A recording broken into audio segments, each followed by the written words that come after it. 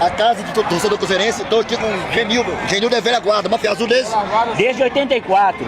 Desde 1984. Genildo, o que você pode dizer dessa casa da Nação Azul, a nova casa do torcedor cruzeirense? É o assunto mais comentado no Brasil, em BH.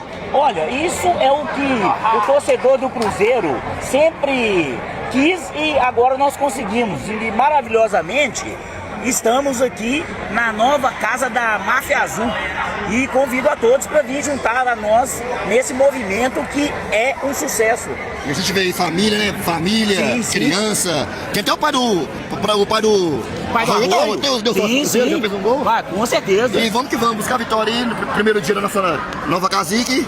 Aqui vai fazer muita história, aqui mudou. Com certeza, isso aqui é o novo passo das torcidas organizadas, que a Máfia Azul sempre foi pioneira e agora é mostrando mais uma vez o seu pioneirismo e saindo sempre na frente. Tamo junto.